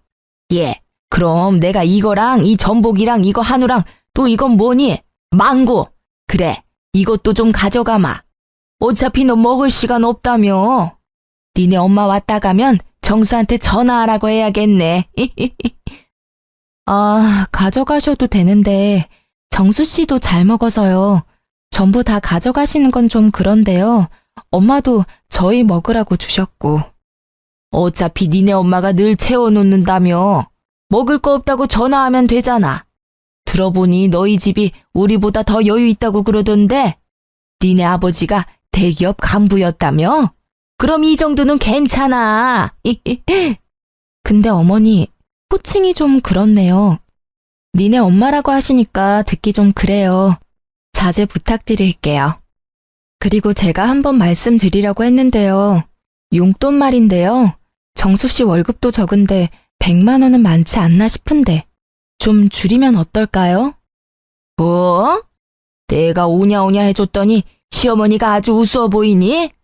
호칭이 어쩌고 용돈이 어째? 네가 주는 것도 아니고 내 아들이 주는 건데 왜 네가 이래라 저래라야? 그리고 우리 아들이 혼자 벌 때도 그만큼 줬는데 따지고 보면 이젠 둘이 벌고 네가 돈을 더 잘 번다면서 그럼 용돈을 더 올려줘야 되는 거 아니니? 난 그렇게 생각하고 있었는데 넌 오히려 용돈을 줄인다 이거니? 제가 용돈 얘기를 꺼내자 시모의 눈빛부터 표독스럽게 변하면서 저한테 쏘아붙이는데 너무 당황스럽더라고요. 저도 할 말은 하고 살아야 되는 성격인지라 그래도 조심스럽게 얘기를 꺼냈던 건데 시모는 아주 예민하게 반응하더라고요. 저는 더 이상 얘기를 이어갔다간 더 안 좋아질 것 같아서 일단 대꾸하지 않았어요. 시모가 혼자 궁시렁대면서 계속 씩씩거리는데 참 어떻게 반응해야 될지 모르겠더라고요. 시모는 저를 한번 쏘아보더니 기어이 냉장고 음식들을 바리바리 싸가지고 현관문을 나서더라고요. 네가 먼저 말을 꺼냈으니까 나도 다시 한번 말하마. 니네 둘이 보니까 단돈 50만 원이라도 더 올려서 줄 생각을 해봐라. 우리는 니네 부모처럼 여유롭지가 않아. 자식들이 안 도와주면 누가 돕니? 나이 많아서 세상 이치 잘 알 줄 알았더만 생각하는 거하고는 참나. 이날 시모의 다른 얼굴을 봤다고 해야 될까요? 아님 본색을 알아봤다고 해야 될까요? 그동안 항상 저에게 웃어주면서 자상하게 말해주던 시모의 모습과는 완전 딴판인 얼굴을 보게 되니 어이없기도 하고 쎄한 기분이 들었어요. 시모 보기가 불편해서 되도록이면 시댁에 안 가려고 했고 그렇게 몇 달 정도를 시모와 왕래 없이 지냈답니다. 남편만 한 달에 한 번 정도 혼자 시댁에 가더라고요. 좀 웃긴 건 저한테 같이 가잔 말을 한 번도 안 하는 거 있죠?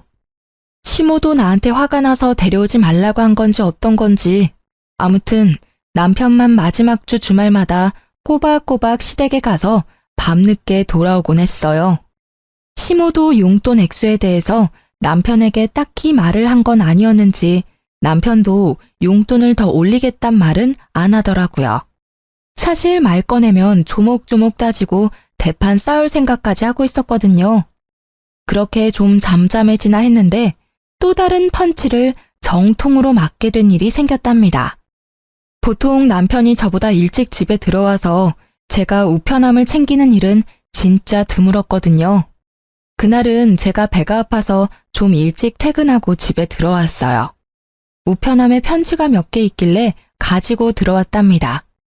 하나씩 우편물들을 뜯어보다가 순간 억 하고 외마디가 저도 모르게 흘러나오더라고요. 믿기지가 않아서 눈을 몇 번이나 깜빡였다가 다시 봤을 정도니까요. 남편이 제2금융권 은행에서 받은 대출이 밀려서 독촉장에 온 거였죠. 세상에, 대출 금액이 얼마였는지 아시나요? 자그마치 1억이었어요. 결혼할 때 돈 없다고 3천도 안 들고 왔으면서 빚이 1억이 있었다니.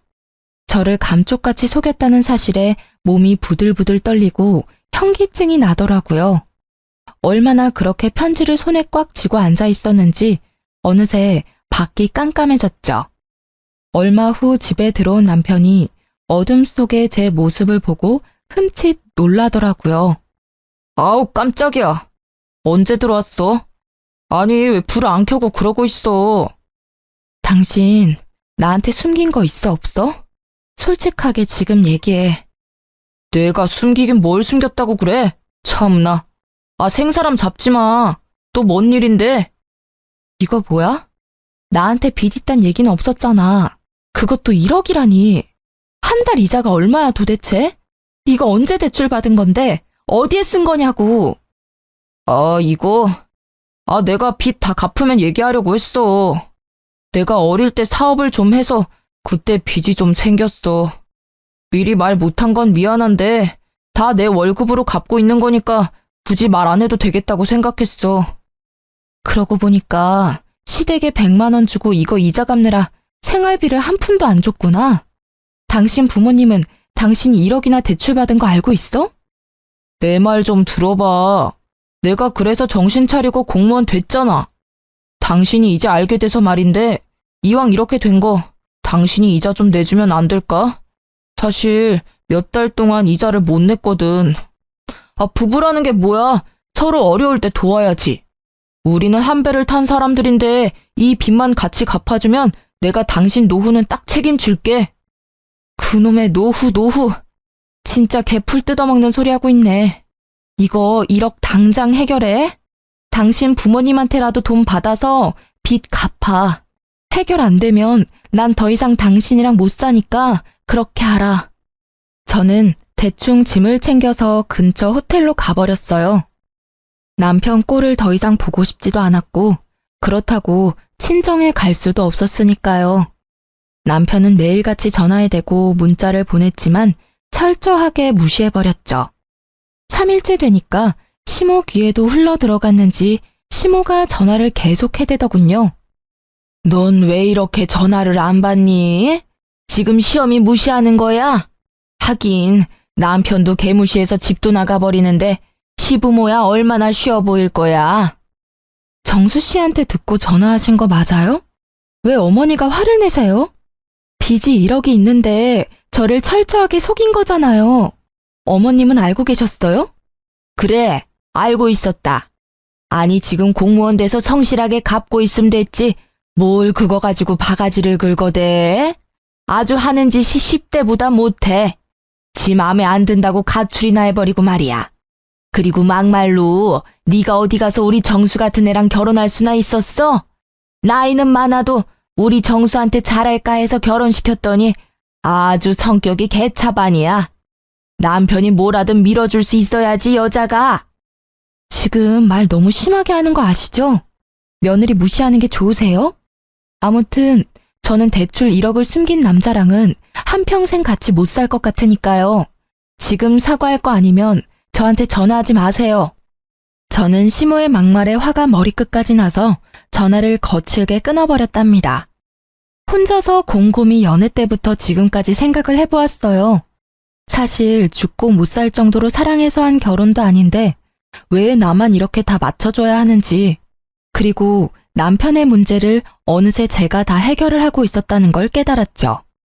아무리 남자가 애라지만 그래도 나보다 나이도 3살이나 많은데 보호받고 대접받는다는 느낌을 전혀 받지 못하고 살아왔더라고요. 거기다 빚이 1억이라니. 계속 같이 산다면 제가 같이 갚아야 할 것 같았죠. 저는 확실하게 매듭을 짓지 않으면 이혼을 해야겠다고 결정을 내렸어요. 제 태도가 확 달라진 걸 눈치챘는지 그날 저녁부터 남편이 어떻게 알고는 호텔까지 찾아와서 납작 엎드리더라고요. 여보, 미안해. 내가 잘못했어. 빚은 내가 천천히 무슨 일이 있어도 당신한테 피해 안 주고 매달 잘 갚을게. 우리 엄마가 한 말도 너무 심각하게 생각하지 말고 제발 한 귀로 흘려들어. 어? 여보, 제발 집에 좀 가자. 화 좀 풀고, 어? 월급 받으면 용돈이다 뭐다 해서 남는 돈도 없으면서 무슨 수로 1억을 갚아. 당장 생활비 100만 원도 못 주면서. 결혼하기 전이나 지금이나 버는 돈은 똑같은데 왜 이렇게 매달 쪼들려서 살아야 되는지 이해가 안 돼. 난 이렇게 경제적으로 힘들게 살고 싶지 않아. 이럴 거면 지금 헤어지는 게 좋을 것 같아. 여보, 난 당신 사랑해. 당신 없으면 난 죽어. 제발 한 번만 용서해줘. 내가 평생 걸려서 갚더라도 절대 당신한테 피해 안 줄게. 우리가 이렇게 늦게 만난 만큼 보란 듯이 더 잘 살아야 되지 않겠어? 제발 여보, 내가 당신한테 다 맞추고 살게. 여보, 내 얼굴 봐서라도 한 번만 봐주라. 이때 진짜 뒤도 안 돌아보고 헤어졌어야 했는데 말이죠. 그놈의 미련이 뭐라고 정이 뭐라고. 제 손을 잡으며 눈물을 글썽이는 남편을 보니 마음이 약해지더라고요. 저는 몇 날 며칠을 고민하다가 남편을 한 번 더 믿어보기로 했답니다. 남편이 시댁에도 입단속을 시켰는지 시모 전화도 오지 않고 조용하더라고요. 남편이 매달 갚고 있는 이자를 꼬박꼬박 보여주니까 바보 같았던 저는 조금씩 남편의 빚도 같이 갚아주기 시작했답니다. 빨리 빚 문제를 해결하고 속 편하게 살고 싶었고 아기도 얼른 갖고 싶었거든요. 그렇게 1년쯤 지났고 명절 때만 하루 시댁에 다녀올 뿐 연락도 안 하고 사니까 세상 편하더라고요. 남편 혼자 매달 마지막 주말에 시댁에 갔다가 오는 건 여전했죠. 그래도 단 한 번도 같이 가자는 말을 안 하고 슬쩍 혼자 다녀오니까 서운하긴 하더라고요. 근데 당신은 마지막 주에 시댁에 가면서 왜 나한테 같이 가자는 말은 한 번도 안 해? 당신 우리 집 가는 거 별로 안 좋아하는 거 아니었어?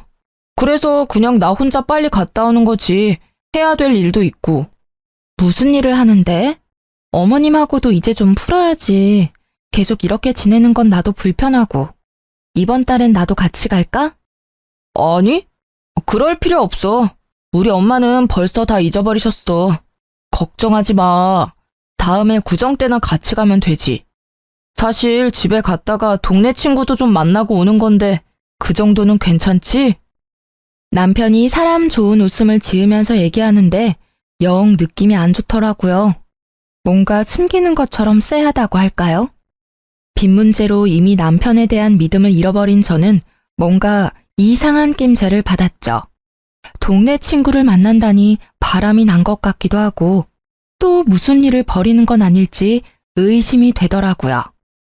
그래서 마지막 주말에 남편이 시댁에 갈 때 몰래 따라가 보기로 마음을 먹었답니다.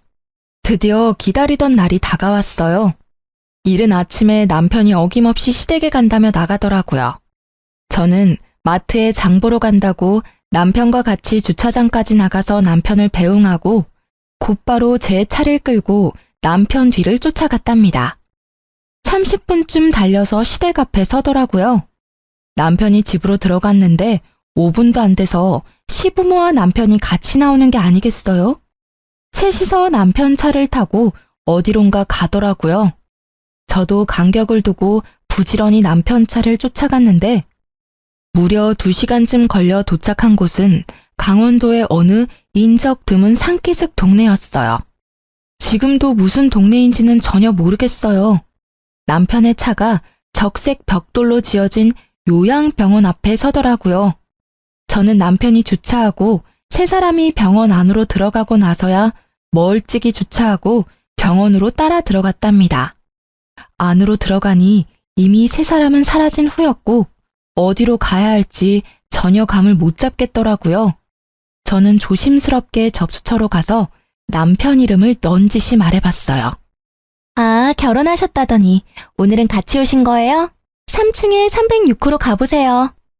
저는 터질 것 같은 가슴을 진정시키며 천천히 306호로 걸어갔어요.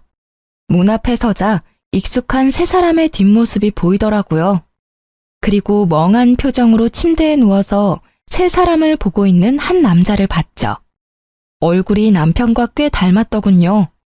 저는 병실로 올라오기 전에 간호사와 나눴던 이야기가 생각나 몸이 파르르 떨려왔답니다. 결심을 마친 저는 심호흡을 한번 깊게 하고 문을 활짝 열어 제꼈어요. 세 사람이 동시에 뒤를 돌아보았는데 저를 발견하고 기함을 하더라고요. 당신이 어떻게 여길 어떻게 알고 왔어? 왜? 내가 못 올 때 왔어? 그럼 당신이 좀 말해줘봐. 여기가 도대체 어디야? 너 어떻게 알고 온 거야? 설마 너 우리 미행한 거야? 이거 아주 앙큼한 년이네. 순에 빠진 줄 알았더니 아주 무서운 애네 얘가. 무서운 건 아줌마랑 아줌마 아들이고요. 나를 까맣게 속이고 결혼을 해? 이거 사기 결혼이야.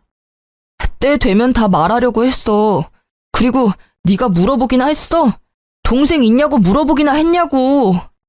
그걸 지금 변명이라고 해? 조현병 걸린 동생 요양병원에 입원시켜놓고 외동아들인 척 숨기고 결혼한 게 누군데? 왜 니네 부모한테 100만 원씩 줬는지 이제 알겠네. 그래, 내가 내 월급으로 동생 병원비로 쓴다는데 네가 뭔 상관인데? 집안에 환자 있는 게 얼마나 힘든 건지 네가 알기나 해? 가뜩이나 힘들어 죽겠는데 너까지 보태지 말고 이왕 이렇게 알게 됐으니까 와서 인사나 해. 인사 같은 소리 하고 있네. 네가 결혼 못한 이유가 있었네. 네 빚도 사업 망해서 생긴 거 아니지? 너 같은 새가슴이 사업을 했을 리가 없지. 네 동생 병원비 같이 갚아줄 바보 같은 여자 찾아다녔니? 그래, 나 좋다고 쫓아다니다가 동생 정신병원에 있다니까 다 도망가더라. 그래서 당신은 놓치고 싶지 않았어. 그래서 어쩔 수 없이 말 못한 거야. 아이고, 불쌍한 우리 아들. 이렇게 잘났는데 동생 때문에 그 좋은 혼처 다 놓치고 결국 이런 나이 40 다 된 애 만나서 수모까지 겪고 시부모 뒤를 밟을 생각을 하다니 내가 아주 너한테 소름이 끼친다. 네가 뭘 잘했다고 여기서 큰 소리야? 꼴 보기도 싫다. 너 당장 나가. 안 나가? 시모가 악을 쓰면서 저를 병실 밖으로 밀어내기 시작했어요. 저도 지지 않고 저를 떠미는 시모의 어깨를 팍 밀어버렸답니다. 무슨 말 같지도 않은 소리를 하고 있어. 당신들이 지금 어떤 짓을 한 건지 제대로 알고나 있어? 지금 나 하나 바보 만든 걸로 이 일이 끝날 것 같아? 당신 각오해. 이유는 둘째치고 나 속이고 결혼한 거 뼈저리게 후회하게 만들어줄 테니까. 그때였어요. 침대에 누워있던 남편의 동생이 무슨 동물처럼 괴성을 지르기 시작하더라고요. 손과 발이 다 침대에 묶인 채로 말이죠. 도대체 얼마나 심각한 상태인 건지는 몰라도 침대가 부서지도록 팔을 흔들면서 열심히 소리를 질러대는데 솔직히 무섭더라고요.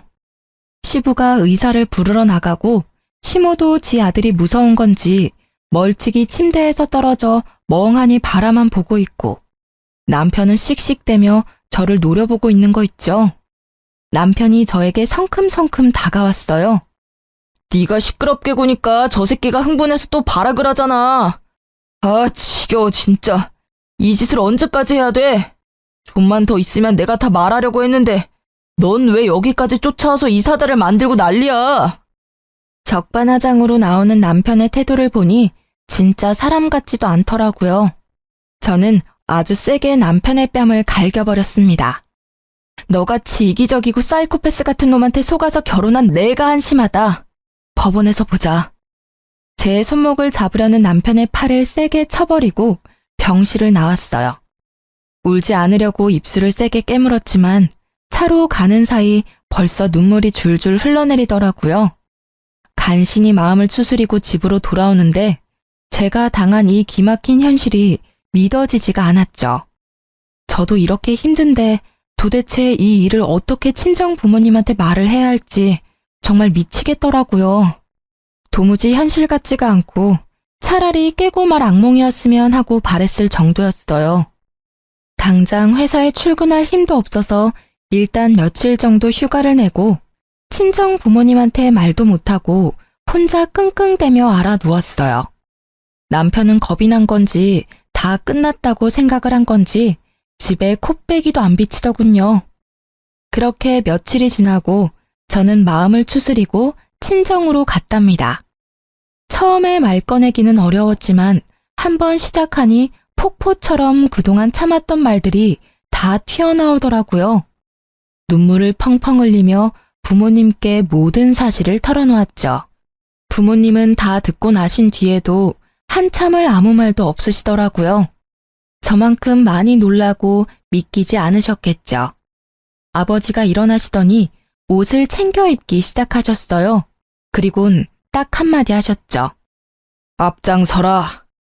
그렇게 친정 부모님과 저는 시댁으로 찾아갔답니다. 친정아버지는 시부모가 문을 열어주자마자 거침없이 들어가서는 그 집안에 있는 물건들을 닥치는 대로 던지기 시작했어요. 시부가 고함을 치며 친정아버지를 막아섰고 시모가 째랑째랑한 목소리로 악을 쓰며 말을 하더라고요. 아니 이게 지금 무슨 짓이에요? 교양 없게. 다짜고짜 쳐들어와서 지금 뭐 하는 거예요? 아이고, 그렇게 교양 있는 여팬네가 우리를 감쪽같이 속이고 사기 결혼을 시켰어? 이거 진짜 콩밥 먹어봐야 정신 차릴 여팬네 아니야? 당신들이 무슨 짓을 저지른지 알아? 이거는 명백히 사기 결혼이야. 내가 우리 딸 인생 망친 값 톡톡히 치르게 할 거야. 알아들어? 아버님, 제가 조만간 말씀드리려고 했어요. 속인 게 아니고요. 말하는 시기를 좀 늦춘 거죠. 그리고 아버님이 정신적으로 아픈 가족 돌보는 게 얼마나 힘든 건지 아십니까? 예? 그것도 이해 못 해줍니까? 그렇게 힘든 거면 너 혼자 감당하면 되지. 왜 애꿎은 우리 애를 데려다가 네 짐을 나누려고 해? 네가 우리 애를 사랑해서 결혼한 거야? 우리 애 데려다가 네 빚 같이 갚고 병원비 같이 내려고 그런 거 아니야? 아픈 동생 있다고 이렇게 이혼을 하자는 게 말이 됩니까? 당신 이렇게 나 버리면 천하의 못된 년 되는 거야. 부부가 어려울 때 서로 도와야지 이게 이혼할 일이야? 나는 절대 이혼 못하니까 마음대로 해봐. 이건 내가 혼인 무효 소송을 걸어도 당신은 할 말 없어. 천하의 못된 년? 진짜 당신의 그 어거지에 기가 막힌다. 나한테 한마디 사과도 없으면서 어떻게 그딴 식으로 말해? 이 쓰레기들하곤 말이 안 통한다. 가자. 당장 이혼 소송 걸 거니까 어디 누구 말이 맞나 법원에서 가려보자고. 친정 부모님과 저는 그 길로 바로 아버지의 친구의 소개를 받아 변호사와 상담을 시작했어요. 동시에 신혼집도 바로 부동산에 내놓았답니다. 사실 시부모한텐 반반 결혼이라고 했지만 친정아버지 명의 아파트를 저희한테 살라고 주셨던 거거든요. 남자 나이 40에 3천만 원도 없는 걸 구제해줬더니 제 골수까지 빼먹으려고 작정하고 결혼한 거잖아요. 참 기가 막히죠? 아버지는 남편과 같이 살았던 아파트라 재수가 없다면서 당장 팔아버리겠다고 엄청 화를 내시며 부동산을 찾아가셨던 겁니다. 아버지가 워낙 성격이 불같은 분이라 가전들도 싹 팔아버리시고 남편 짐도 싹 정리해서 쓰레기장에 갖다 버리셨을 정도였어요. 속전속결로 정리하고 친정으로 들어가 지내면서 바로 남편에게 이혼 소장을 보냈죠. 역시나 바로 전화가 오더라고요. 너 집 비밀번호 바꿨어? 출근해야 되는데 입을 옷이 없어서 왔더니만 비밀번호 당장 말해. 들어가도 소용없어. 집 팔려고 내놨으니까. 당신 짐도 싹 갖다 버렸으니까 옷 없으면 새로 사 입던지. 어차피 좋은 옷들도 아닌데. 너 진짜 미친 거 아니야? 왜 내 허락도 없이 내 짐을 갖다 버려? 너 안 그래도 소장 보냈던데 우리 집 팔아버리고 내 짐 버린 것도 다 손해배상 물게 할 거야. 난 절대 이혼 안 해. 넌 내 옆에 붙어 살게 될 테니까 두고 보자. 손해배상? 지나가던 개가 웃겠네. 그리고 내 집 내가 판다는데 당신이 무슨 권리로 이래라 저래라야? 심지어 가정가구도 다 내가 혼수로 해가서 지는 꼴랑 텔레비전 하나 사왔으면서. 앞으론 변호사 통해서만 연락해. 난 더 이상 할 말 없으니까. 지 마음대로 안 되니까 아주 악을 써대는데 짜증나서 전화를 끊어버렸죠. 그리고 법원 판결 날 때까지 일체 연락을 받지 않았답니다. 판결 날 때 그 인간 얼굴 보기 싫어서 가지도 않았고요. 변호사가 다 처리해줘서 참 다행이었죠. 판결이야 당연히 저의 승소였죠. 사기 결혼 수준이었고 생활비도 다 제가 냈고 남편 빚도 제가 같이 갚고 있었으니 위자료로 받아낼 수 있는 최고 수준을 받아낼 수 있었어요. 마음 같아선 그 인간이랑 그 집구석 인간들 모두 사기죄로 감옥에 쳐넣고 싶었지만 이렇게 마무리하기로 했죠. 똥 묻은 손인 거 뻔히 아는데 안 씻고 계속 두고 있으면 뭐하나요? 그냥 내 성에 안 차도 깨끗하게 씻어버리고 끝내고 마는 거죠 뭐. 핸드폰 번호도 바꿔버리고 이참에 회사도 길게 휴가 내버렸죠.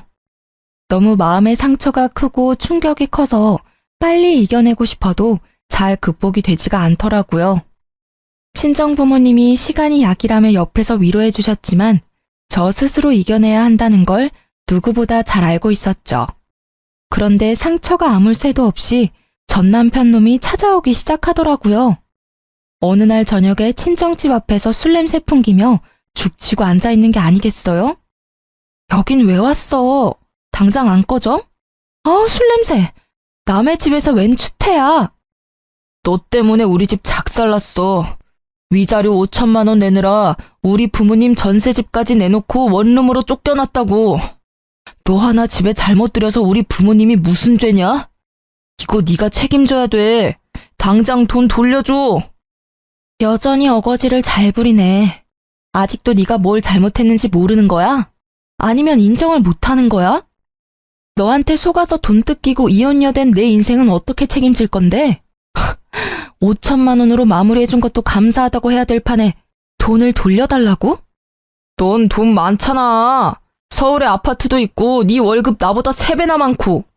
내가 동생 문제 말고는 뭔 문제가 있냐? 바람을 폈냐 도박을 했냐? 다른 여자들은 남편한테 맞고도 잘만 붙어 살더라. 아니다. 여보, 우리 다시 시작하자.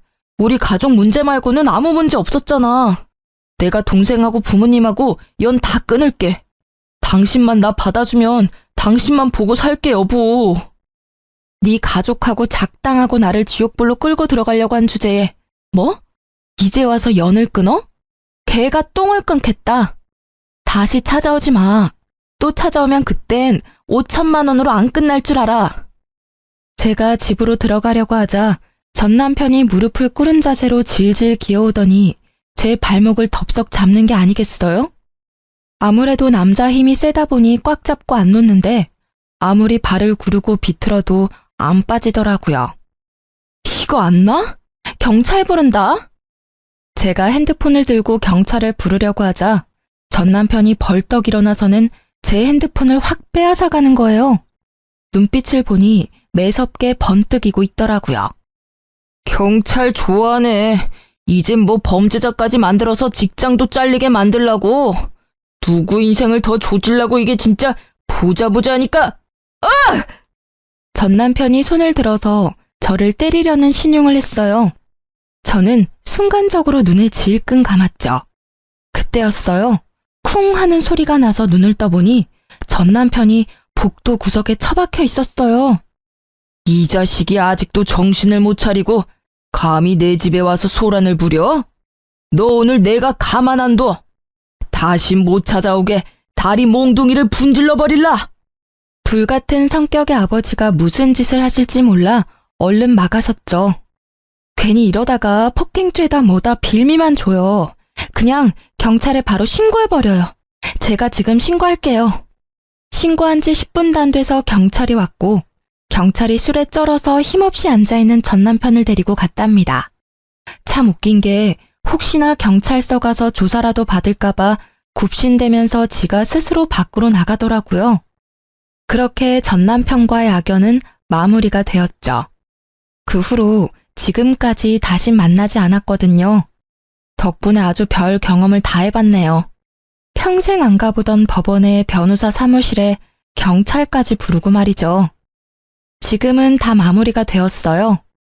다시 돌이켜보면 실제 막장 드라마보다 더한 일을 겪은 것 같아요. 제 이상형이 저를 이해해줄 수 있는 여자거든요. 이제 찾은 것 같아요. 당신은 이해심 많은 여자잖아. 이것도 이해 못해줘? 나이 차서 결혼했으면 이해할 건 이해해야지. 네가 20대니? 가끔 남편이랑 시모가 했던 말들이 머릿속에 울릴 때가 있어요. 길지 않은 결혼 기간 내내 나한테 이해하라며 내가 희생하기를 강요했던 전 남편 놈과 시부모의 가스라이팅이 얼마나 심했던지. 이혼한 지금까지도 그 생각에서 벗어나기가 쉽지 않네요. 하지만 현실은 드라마보다 더 구질구질하고 처리해야 될 일도 많고 감정적으로도 너무 힘들더라고요. 더욱 화가 나는 건 왠지 전 남편 놈은 지금도 멀쩡한 공무원인 척하면서 또 지 빚 갚아주고 병원비 대줄 다른 여자를 찾아다닐 것 같다는 생각이 들기 때문이죠. 저도 심적으로 너무 여유가 없고 결혼이 급한 상태여서 전 남편 놈의 멀쩡한 겉모습과 직업을 보고 너무 성급하게 결혼을 진행했었거든요. 그놈이 그 당시에 그런 제 모습을 보고 속으로 얼마나 바보 같다고 비웃었을지. 자다가도 그 생각만 하면 화가 뻗쳐서 벌떡 일어난답니다. 저는 지금 다시 회사에 복귀해서 전과 크게 다르지 않은 삶을 살고 있는데요. 큰 일을 한번 겪고 나니 마음가짐은 많이 달라졌어요. 이젠 외롭다고 아무나 절대 만나지 않고 혼자의 삶을 즐기려고 해요. 괜히 아닌 인연 억지로 만들어서 인생 꼬는 것보다 심심해도 평범하고 행복한 현재의 삶이 훨씬 나으니까요. 여러분도 외롭다고 성급한 결정하지 마시고 현재의 내 삶도 충분히 행복하다는 거 꼭 기억하셨으면 좋겠어요. 제 사연 어떻게 들으셨는지 모르겠네요. 모두 행복하시고 건강하세요.